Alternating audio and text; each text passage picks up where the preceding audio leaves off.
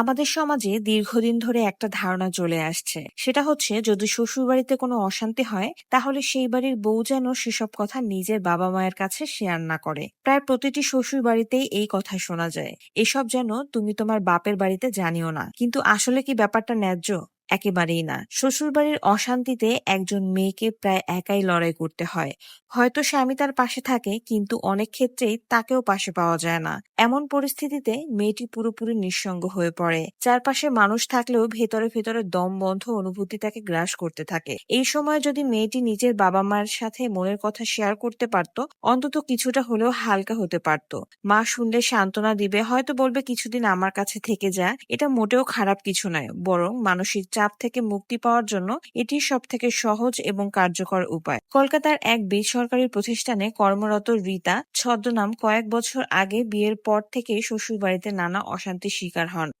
শুরুতে তিনি ভেবেছিলেন এসব কথা যদি বাপের বাড়িতে বলেন তবে সবাই ভাববে তিনি সংসার করতে পারছেন না, তাই চেপে রাখতেন। কিন্তু কিছুদিন পরেই তার ঘুমের সমস্যা শুরু হয়, অফিসে মন বসতো না, আর ছোটখাটো বিষয়ে কান্না পেত। পরে একদিন সাহস করে মায়ের কাছে সব বলেন।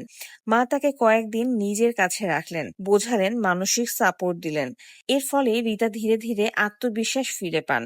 আজও তিনি সংসার চালাচ্ছেন আর বলছেন, যদি সেই সময় মায়ের কাছে না বলতাম হয়তো ভেঙে পড়তাম, মনে হতো যেন নিজেকে শেষ করে ফেলি। মনোবিজ্ঞানের গবেষণায় দেখা গিয়ে যখন মানুষ নিজের কষ্ট কাউকে বলে তখন মস্তিষ্কে স্ট্রেস হরমোন কর্টিসলের মাত্রা কমে যায়। এর ফলে মানসিক চাপ হালকা হয় এবং সিদ্ধান্ত নেওয়ার ক্ষমতা বাড়ে। মনোবিজ্ঞানী ডক্টর এলিস ওয়াটকিন্স তার এক গবেষণায় দেখেছেন, যখন কোনো নারী নিজের সমস্যার কথা বিশ্বস্ত কারো সঙ্গে শেয়ার করেন তখন তা শুধু মানসিক শান্তি দেয় না, বরং হতাশা থেকে সুরক্ষা দেয়। অন্যদিকে আমেরিকান সাইকোলজিক্যাল অ্যাসোসিয়েশনের রিপোর্ট অনুযায়ী পরিবার থেকে পাওয়া ইমোশনাল সাপোর্ট মানসিক রোগ প্রতিরোধে ও দীর্ঘমেয়াদী সম্পর্ক টিকিয়ে রাখতে গুরুত্বপূর্ণ ভূমিকা পালন করে।